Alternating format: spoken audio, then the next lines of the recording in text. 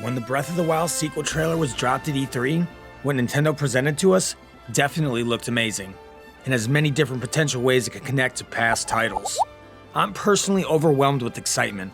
There's so much to talk about and theorize over, I don't even know where to begin. Like Link's arm being engulfed in malice and seemingly being replaced or optimized with advanced mechanical tech or magic, perhaps a mixture of them both. Zelda falling into a seemingly bottomless or possibly malice-filled pit to an unknown fate, another brief shot of an undead or mummified-looking Ganondorf, new mechanics that look to be controlled by Link's new arm, which may or may not involve time manipulation, and islands in the sky, which is one of the main details that seem to wink to the Zeldas of old. But before we get into that, if you love everything Zelda and enjoy Zelda content like theories, retrospectives, and other random Zelda-centered content, then don't forget to hit that subscribe button so you don't miss out on any new Zelda videos. Anyway, when Enuma said we'd be revisiting the same Hyrule that we explored in Breath of the Wild, it was unclear how they were going to make the exploring and discovery aspect of the Zelda experience seem new and fresh.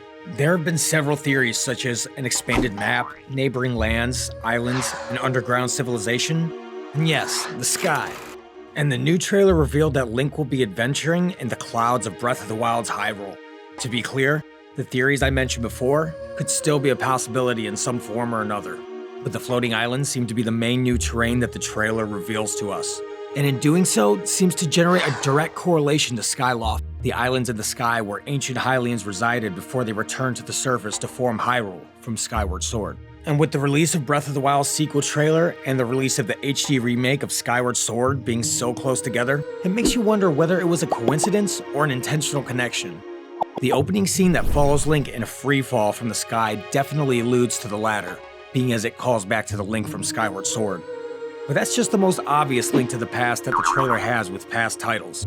There have been other Zelda titles that deal with ancient peoples and places from the sky. One being Twilight Princess, which features the Oca, an extremely intelligent race that is said to be closer to the gods than any other race that inhabits the world. The Sheikah have passed down legends of the Oca and their magic and advanced technology, which apparently enabled them to lift an entire city from the surface into the skies, where they reside during Twilight Princess. And this may not be too significant, but there's a part in the trailer right after Link seemingly teleports into the sky via reverse raindrop, where he's standing in a structure in the sky, and a little piece of music or sound effect is really reminiscent to the city in the sky, where the Oca live.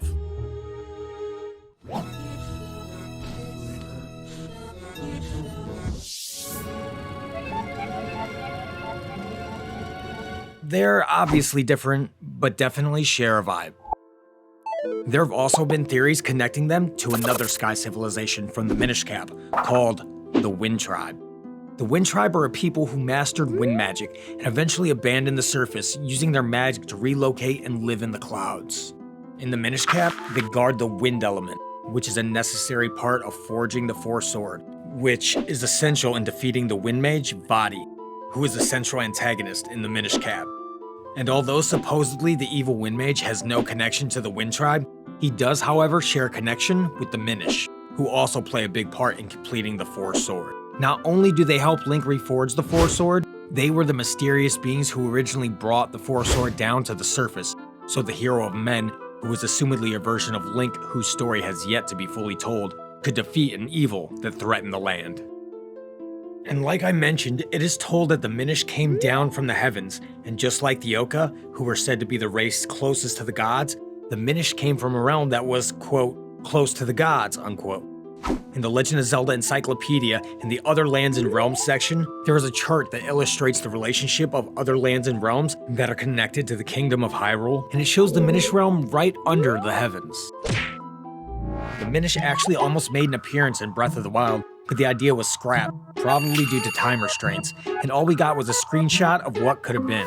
It's possible that Nintendo will recycle this idea for the sequel, like they've been known to do with past ideas that didn't make it into the title it was originally made for. So in many ways, these races and locations in the sky correlate with each other. The Oca who reside in the sky have an ancient and similar story with the Wind Tribe, and are also described by being close to the gods. And the Minish's backstory says they came from the heavens, as shown in the Zelda's Encyclopedia's chart. And much like the ancient Hylians of Skyloft, these sky beings often call Hyrule the surface. Oh, and I almost forgot. The Wind Mage Vaati was actually originally a Minish himself. And suspiciously enough, the Sky Robot in the trailer for Breath of the Wild sequel has a central eye that resembles Vaati's symbol, and his entire entity once fully transformed into a demon. There are a few appearances of an eye that resembles the demon Vaati in the trailer, and Vaati is the only main villain that has wreaked havoc with the version of Ganondorf in Four Swords Adventure, kind of. And Ganondorf is definitely present in the sequel to Breath of the Wild. Maybe it's possible that these two Zelda villains are going to team up once again to wreak havoc on Hyrule. Although, the Sky Robot also resembles a past common enemy that is more common in the 2D Zeldas, such as A Link to the Past, A Link Between Worlds, and the Minish Cap. But it does make an appearance in the 3D title Majora's Mask. It's called the Igor. So the robot could be a reimagined version of these enemies, much like how Breath of the Wild reimagined the Hinox and the Lynel. All in all, there are several nods to past titles, whether they end up being just that or actually canonically connecting with past lore. I think that Nintendo has seemed to intentionally draw the most parallels with Skyward Sword. And since there were several nods to that title in Breath of the Wild, and we got the announcement for Skyward Sword HD around the same time they released a second trailer for Breath of the Wild, I wouldn't be surprised if there were some serious connections. So, what do you think? Could all this be a coincidence? Could there be a connection between the islands in the sky in Breath of the Wild sequel and these ancient sky beings, locations, technology, and villains? Or are these just Easter eggs from past titles that have no other significance than a wink back at retro Zeldas? Let me know in the comments what you think, and don't forget to like and subscribe if you like this video so you don't miss out on any new Zelda content like this. See you soon.